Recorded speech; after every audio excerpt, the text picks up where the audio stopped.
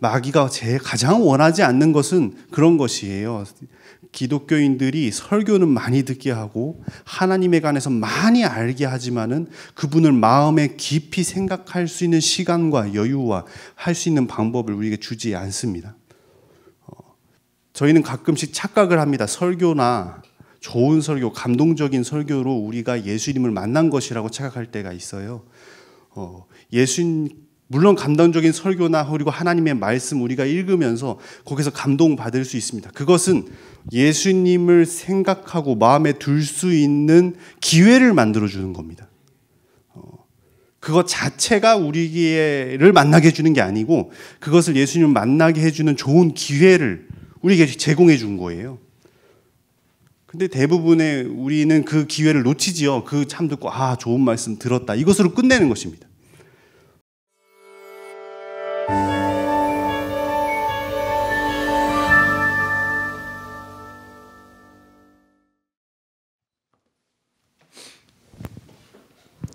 안녕하세요.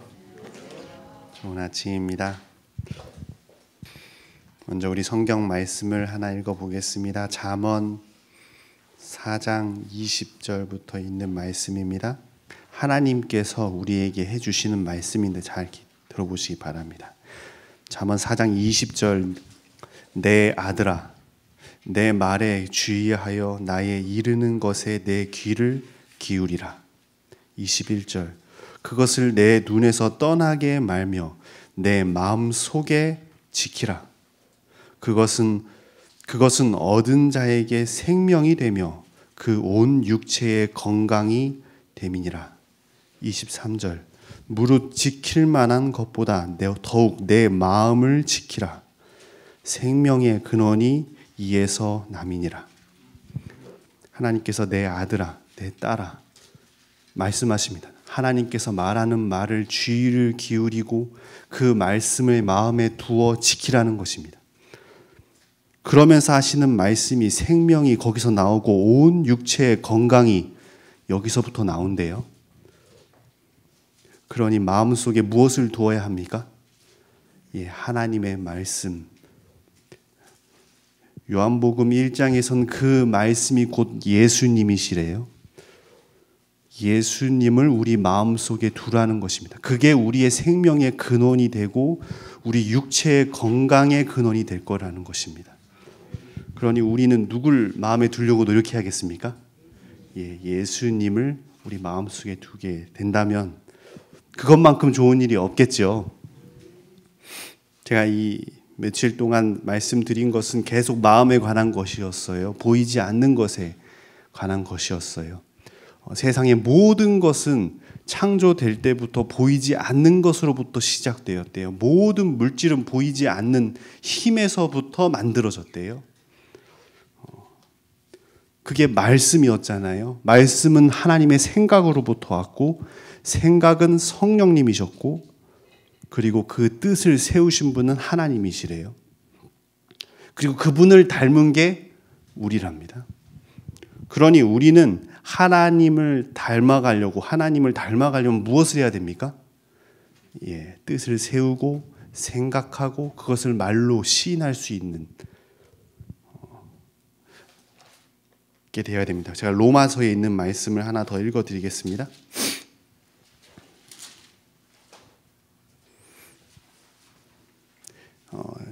제가 읽겠습니다. 로마서 10장 9절입니다.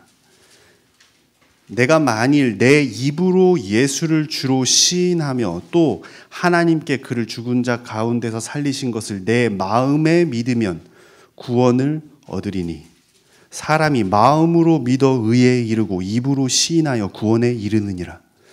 그래서 하나님께서 구원에 관해서 설명할 때 로마서에서는 어떻게 설명했냐면 말과 마음 이 두 가지를 다르게 표현했어요. 말로 시인한 것도 굉장히 중요하게 표현하면서 또 하나는 마음에서 믿어야 하는데요. 그러니까 마음으로만 믿고 말로 표현 안 하면 되겠습니까? 그것도 아니래요. 말로 표현이 돼야 된대요. 마음으로 예수님을 믿고 예수님을 생각하고 그것을 입으로 시인하고 입으로 표현해야 한대요. 그것이 하나님의 모습이고 그것을 하나님을 닮은 사람의 모습입니다. 그러니까 우리 마음속에 예수님을 두어야 돼요. 그리고 그 예수님을 보았다면, 예수님을 느꼈다면 우리는 표현해야 돼요. 입으로 표현해야 됩니다. 제가 배운 것이 있어요. 어떻게 예수님을 마음에 둘까? 이것에 대해서 늘 제 마음속에 부담이었던 것 같아요. 제가 맨 처음 신앙을 시작했을 때 하용판 장로님한테 배웠습니다. 근데 하용판 장로님이 그때 당시에 저한테 하신 말씀이 예수님과 동행하래요. 예수님을 항상 생각하래요. 특별히 안식일에는 해 질 때부터 해가 또 다시 질 때까지 예수님을 단 한 번도 잊지 말아요. 근데 그게 잘 됩니까? 그 잘 안 되더라고요. 제가 억지로라도 해보려고 그랬는데 잘 안 되는 것입니다. 그러나 제가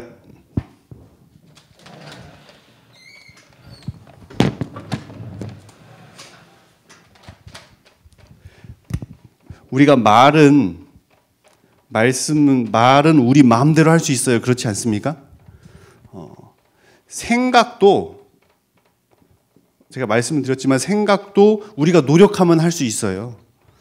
생각도 우리가 하려고 노력을 하면 생각할 수 있죠. 우리가 원하는 방향대로.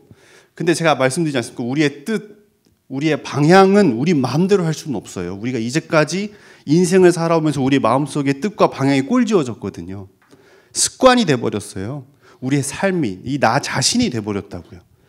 그러니 이제 와서 뜻과 방향 자체를 바꾸는 건 어려워요. 우리 힘으로는 불가능합니다. 누가 있어야 된답니까? 예수님의 능력만이 우리의 뜻과 방향을 바꿀 수 있는 것입니다. 근데 그 분이 나의 인생, 내 방향을 바꿔주려면 우리가 어떻게 해야 됩니까? 그분을 생각해야 돼요. 그분을 마음속에 두어야 됩니다. 그래야 그분이 내 마음속에서 나의 방향과 삶을 바꿔주십니다.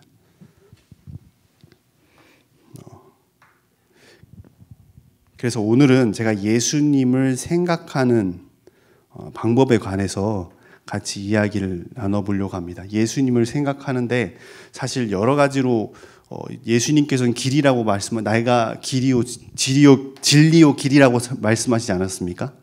근데 예수님께 가는 방향이 많이 있을 것입니다. 근데 예수님을 생각하는 방법에 관해서 생각해 보려고 그래요. 사실 찬양이나 설교를 들음으로 혹은 말씀을 읽을 때 그런 가운데 우리는 예수님을 볼 수 있어요. 근데 예수님을 깊이 생각하는 것은 또 다른 일인 것 같습니다. 오늘날 우리는 예수님을 많이 듣고 또 읽기는 하지만 지식적으로 알긴 하지만 그분을 마음속에 두고 계속 생각하는 일에 있어서 우리가 익숙하지 않습니다. 그것을 마귀가 가장 원하지 않는 것은 그런 것이에요. 기독교인들이 설교는 많이 듣게 하고 하나님에 관해서 많이 알게 하지만은 그분을 마음에 깊이 생각할 수 있는 시간과 여유와 할 수 있는 방법을 우리에게 주지 않습니다. 예수님을 아무리 많이 들어도 우리의 마음속에 두지 않으면 우리는 그 능력을 얻을 수가 없어요. 우리가 예수님을 깊이 스스로 생각하지 않으면 그분을 만날 수가 없어요. 저희는 가끔씩 착각을 합니다. 설교나 좋은 설교, 감동적인 설교로 우리가 예수님을 만난 것이라고 착각할 때가 있어요.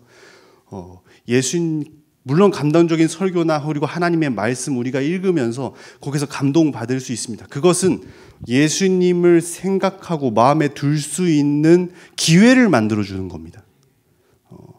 그것 자체가 우리를 만나게 해주는 게 아니고 그것을 예수님을 만나게 해주는 좋은 기회를 우리에게 제공해 준 거예요. 근데 대부분의 우리는 그 기회를 놓치지요. 그 참 듣고 좋은 말씀 들었다. 이것으로 끝내는 것입니다. 그렇게 해서는 안 되고 우리가 어떻게 해야 되냐면 그분을 다시 한번 묵상해야 됩니다. 그것이 반드시 우리의 삶 속에서 습관이 되어야 합니다. 근데 우리 힘으로는 사실 불가능해요. 성령님께서 필요합니다. 성령님께서 우리 마음을 같이 함께 해주시지 않으면 불가능합니다. 제가 며칠 전에 이런 생각을 했어요. 예수님께서 왜 승천하셔서 하늘로 가셨을까? 근데 제가 이런 생각이 들더라고요. 만약에 예수님께서 승천하지 않으시고 지금까지 살아계셔서 우리 옆에 계셨다면 그분만의 교회 해갖고 딱 예수님이 교회의 최고 지도자로서 계속 있으셨다면 훨씬 더 많은 사람들이 예수님을 믿었겠지요. 근데 사람들이 보이지 않는 것엔 관심이 없었을 것 같아요. 사람들이 보이는 예수님을 원했고 보이고 능력의 예수님을 계속 따라다녔을 겁니다. 아마 사람들은 보이지 않는 자기의 마음, 그 속에서 일어나는 일들, 성령님, 마음속에서의 변화 이런 것들보다는 눈에 보이는 교회, 눈에 보이는 예수님, 그분 자체를 원하고 요구했겠죠. 근데 하나님께서는 보이지 않는 세계를 훨씬 더 중요하게 생각하시는 분이셔요. 우리의 마음으로부터 변화를 원하신다고요. 그러니 예수님께서는 승천하실 수밖에 없었던 거죠.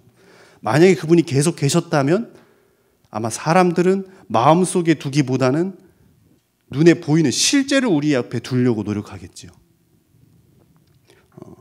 그래서 승천하셨을 겁니다. 그리고 성령님께서 내려오셨어요. 우리의 마음속에서 보이지 않는 곳에서부터 그분을 모시고 우리의 마음속에서 변화가 일어나라고. 제가 세 단계로 설명을 드리겠습니다. 예수님을 마음에 두는 세 단계는 첫 번째로는 우리 마음속에서 영화를 만들어야 돼요. 제가 어린 아들이 있습니다. 이제 8살인데 그 친구, 제 아들이 밤에 잠자기 전에 자꾸 혼자서 중얼거려요. 그래서 제가 뭘 이렇게 중얼거리나 가만히 들어보면은 혼자 머릿속에서 만화 한 편이 막 지나가고 있어요. 혼자 막 샥샥샥 하면서 막 슉뿅 하면서 막 만화 한 편이 머릿속에서 막 지나가고 있는 거예요. 이게 재밌는 거죠. 본인 스스로 머릿속에서 만화 한 편을 그리고 있는 거예요. 천국은 어린아이처럼 되라고 하지 않았습니까? 어린아이들은 참으로 뭘 보면 그걸 상상하기를 좋아해요. 눈앞에 진짜 일어난 것처럼 생각해요. 제가 어렸을 때 엄마한테 물어본 게 기억나요? 지금도 요즘 아이들이 저한테 물어보는데 저는 어렸을 때 로봇가 세냐 예수님이 세냐고 그렇게 엄마한테 많이 물어봤어요. 제 머릿속에서는 로봇은 실체예요. 막 진짜 움직이고 있는 거죠. 예수님도 그런 거죠. 그럼 누가 이길까요? 어린 마음에 그런 생각이 드는 거죠. 근데 예수님을 묵상하는데 가장 중요한 부분 중에 하나는 우리의 머릿속에서 완전히 그런 영화 한 편을 만드는 것입니다. 더 가까워서 마치 우리 머릿속에서 그 상황에 내가 있는 것처럼 그 상황을 내가 바로 옆에서 지켜보는 것처럼 그 장면을 구체화하면 더 좋아요. 그래서 제가 아는 한 선교사는 그 장면을 상상하는데 그 장면을 상상하면서 노래를 만들었는데 제가 그걸 보고 감동을 많이 받았습니다. 그 자리에 자기가 앉아있고 거기서 나오는 새소리, 거기서 나는 향기, 꽃에서 나는 향기, 무슨 냄새가 나고 그 예수님이 어디 앉아 계시고 예수님 옆에는 어떤 사람들이 앉아 있고 그 사람들은 어떤 마음으로 그 자리에 앉아 있었고 예수님은 거기에서 어떤 이야기를 하셨는지 그 장면을 아주 생생하게 머릿속으로 봐요. 우리의 생각은 정말 위대합니다. 우리의 마음의 가능성은 정말 위대해요. 시공간을 추월합니다. 우리가 4차원 세계 얘기하지 않았습니까? 우리의 생각이 과거로 갔다 미래로 갔다 없는 것도 만들어내요. 세상에 그런 게 어디 있습니까? 완전히 우리의 생각은 무엇이든지 가능해요. 내가 한 번도 경험하지 못한 것을 생각함으로 경험할 수 있어요. 책을 읽지 않습니까? 그냥 책을 읽는 걸로만 끝났을 때는 그 책은 지식으로 끝나요. 근데 그 책을 머릿속으로 상상하면서 그 상황을 깊게 생각을 했을 때는 우리는 그 상황이 마치 나에게 있었던 것처럼 생각이 드는 것입니다. 그래서 우리 어린아이들 책을 많이 읽으라고 하지 않습니까? 사실 읽는 것 자체만으로도 도움이 되겠지만 그것을 생각하고 그것을 다시 한번 자기의 삶 속에 생각을 할 때 마치 그 책에서 썼던 어떤 사람의 경험이 내 경험인 것처럼 생각이 드는 것입니다. 우리의 생각은 무한해요. 예수님을 그렇게 생각해야 돼요. 첫 번째로는 예수님이 있었던 한 사건을 발견하면 그 사건의 그 모든 상황들을 실제 내가 옆에서 지켜보는 것처럼 생각해야 됩니다. 상상해야 돼요. 우리가 설교 말씀을 들으면 아주 자세하게 그 상황들을 목사님들께서 얘기해 주지 않습니까? 그 상황의 그 시대적 배경과 그 있던 사람들, 거기에 사람들이 어떤 사람이고 어떤 병이었고 예수님은 어떤 상황에 있었는지 그런 설명 잘 듣지 않습니까? 우리가 그런 설명을 들으면 거기서 나온 교훈도 참 좋지만은 그 상황을 그대로 내 머릿속에서 그려보는 것입니다. 그리고 마치 그것을 옆에서 지켜보듯이 하는 것입니다. 그것이 우리가 첫 번째로 예수님을 생각하는 방법이에요. 그렇게 그 상황을 깊이 생각하고 그 분위기, 점점점 들어가면 그 상황의 분위기에 압도돼요. 아, 예수님이 그런 상황이었구나. 그리고 더 깊이 들어가면 두 번째 단계로 들어간답니다. 제가 느끼기에는 이때부터는 성령님께서 이끌어 주셔야 돼요. 우리가 영화의 한 장면을 만드는 건 우리 스스로까지는 가능합니다. 우리 스스로 그 장면을 아주 깊이 구체적으로 우리 머릿속에서 그림을 그릴 수 있어요. 근데 그때부터는 성령님께서 우리의 마음을 이끌어 주셔야 됩니다. 어디로 이끌어 주시냐면 처음으로 예수님을 만났던 그 사람, 내가 그 사람이 돼요. 내가 그 사람이 되어서 예수님을 직접 만나고 있는 거예요. 그 사람과 나는 공통점이 없어요. 그러나 내가 성령님께서 그렇게 이끌어준 겁니다. 내가 마치 그 사람이 된 것처럼 그 감정을 느끼고 그 사람이 만났던 예수님을 내가 만나는 것입니다. 그게 두 번째로 우리가 예수님을 생각하고 묵상하는 방법입니다. 그 다음 세 번째로 들어갑니다. 세 번째는 진짜 우리 성령님께서 이끌어주시지 않으면 우리가 스스로는 해결할 수 없는 문제입니다. 세 번째로 가면 우리가 그 장면 속에 예수님이 어떤 마음으로 서 있는지, 무슨 마음으로 그런 말씀을 하셨는지 예수님의 마음이 느껴져요. 마치 내 마음처럼 예수님이 이런 마음이셨구나. 그 마음으로 이 사람을 대하셨구나 하는 것을 알게 됩니다. 그렇게 한 장면 한 장면을 보아요. 그러면 우리의 삶 속에서 잊혀지지 않습니다. 마치 그 장면에 내가 있었던 것처럼 느껴지는 것입니다. 제가 처음 느꼈을 때가 있었어요. 혼자 그날 금식한 날이었어요. 금식하고 혼자 산책을 하면서 이 배운 걸 기억났어요. 예수님을 생각하라고. 그래서 한 장면을 생각했어요. 결국 그 사람이 성령께서 이끌어서 그 사람이 마치 내가 된 것처럼 느껴지더라고요. 그리고 예수님을 그 사람이 만나는 장면까지 하나하나 내 머릿속에서 그려지는데 제가 눈물이 계속 나더라고요. 그러면서 제 마음속에서 희한한 마음이 들었는데 어떤 마음이었냐면 이 사람과 저가 아무 관계가 없고 공통점이 없지만 이 사람이 만난 예수님을 내가 만났더라고요. 그리고 그 사람을 바라보는 예수님의 마음을 보니까 그 마음은 너무나 아름답고 제 마음을 압도시켰습니다. 그래서 우리는 중요한 것은 예수님을 생각하는 것입니다. 오늘은 제가 한 이야기를 드리려고 합니다. 제가 예수님을 한 장면을 같이 보려고 합니다. 마태복음 14장에 있는 장면인데요. 제가 굉장히 좋아하는 한 장면입니다. 마태복음 14장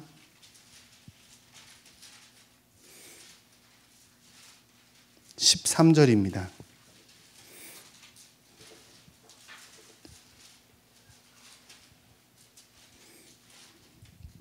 제가 읽어드리겠습니다. 마태복음 14장 13절. 예수께서 들으시고 배를 타고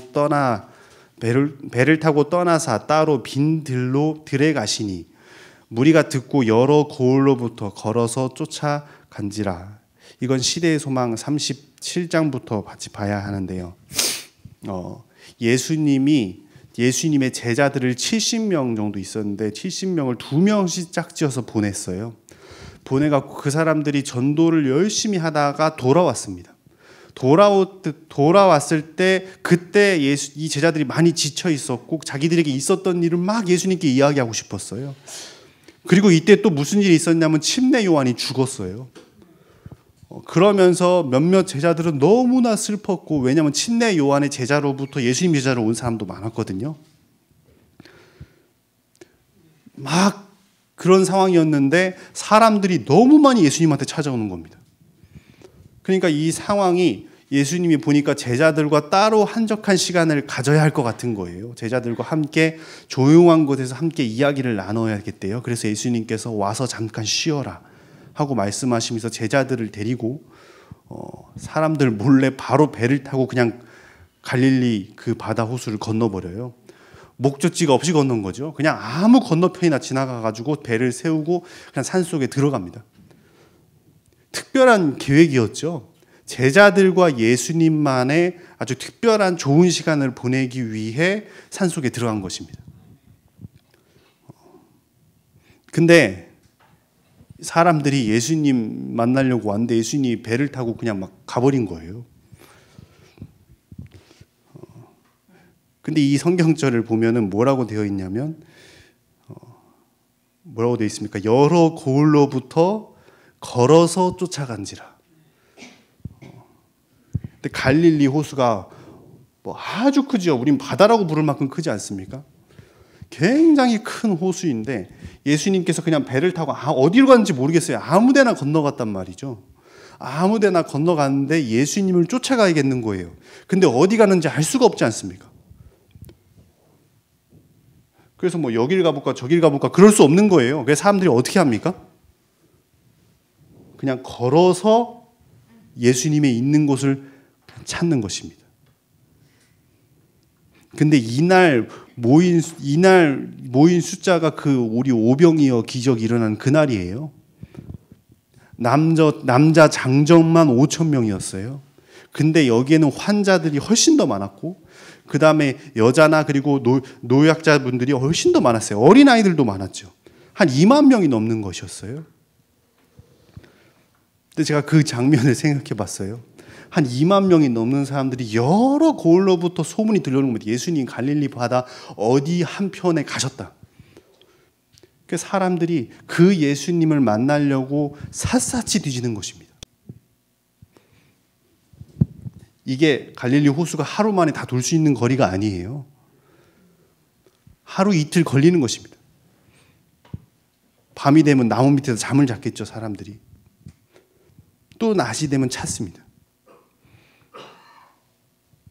환자들이 아주 많았어요. 환자들을 업고 가는 사람들, 소경은 누가 손을 잡아주고 가겠죠.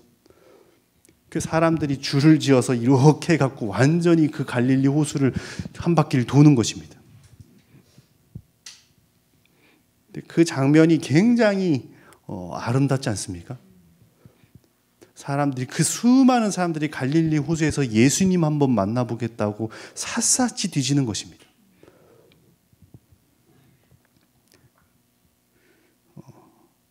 그래서 결국 예수님을 찾아내요. 14절 보면은 14절 예수께서 나오사 큰 무리를 보시고 불쌍히 여기사 그 중에 있는 병인을 고쳐 주시니라. 그러니까 수많은 병자들이 사람들이 막 병을 업고 사람들이 막 매달고 그래갖고 사람들이 그 예수님을 찾기 위해 걸어 쫓아서 예수님께 오는 것입니다. 그 장면을 누가 보았냐면 예수님이 보셨어요. 예수님이 어떤 마음이셨겠습니까? 성경에서는 불쌍히 여기셨대요.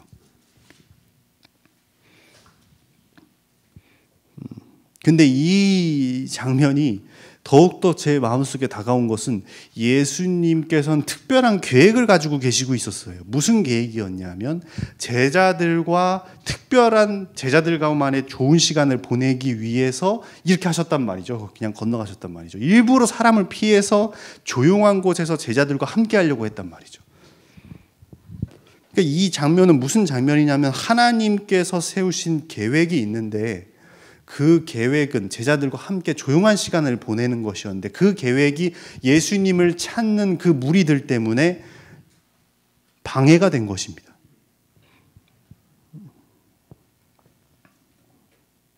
계획이 망쳐진 거예요. 근데 예수님께서 하던 계획을 멈추시고 그들을 불쌍히 여기시고 그들과 하루 종일 함께 시간을 보내십니다. 하나님의 계획이 바뀐 것입니다. 그 순서를 함께 우리가 같이 볼 필요가 있는데 예수님께서 하셨던 계획, 그 계획은 함께 제자들과 보내는 그 계획이 사람들로 인하여서 깨지게 됩니다. 하나님은 완벽하신 분이셔요. 하나님이 한번 계획하면 어떻게 됩니까? 무엇이든지 이루어져요. 근데 하나님의 세우신 계획이 바뀌어버렸어요. 누구 때문에요? 하나님을 찾는 사람들 때문에. 하나님의 계획이 바뀌었어요. 이건 참으로 희한한 일이에요. 참으로 놀라운 일입니다.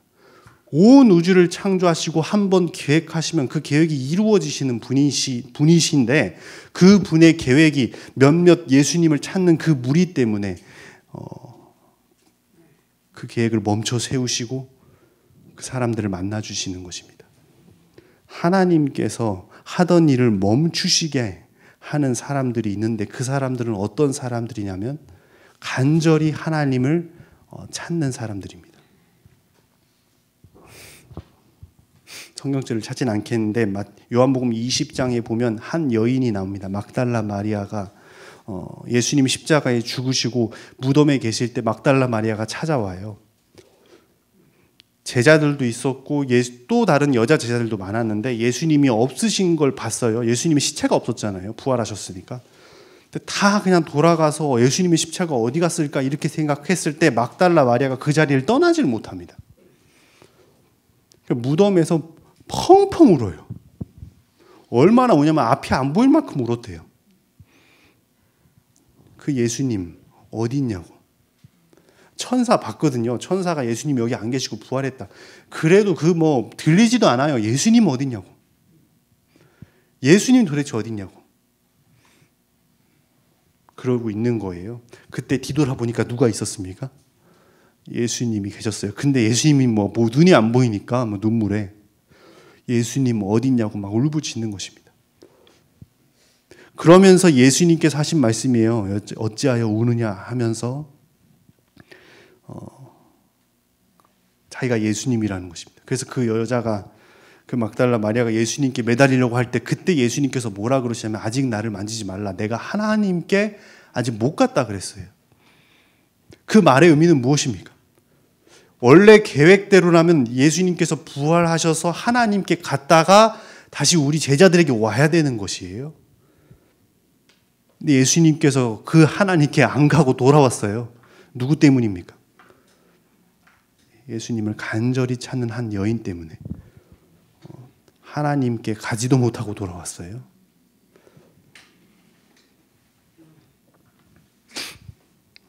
하나님께서 하던 계획을 하던 일을 멈춰 세우게 하는 사람들이 있는데 그 사람들은 어떤 사람들입니까? 하나님을 간절히 찾는 사람들입니다. 하나님을 찾는 사람들을 하나님께서 외면하지 못하십니다.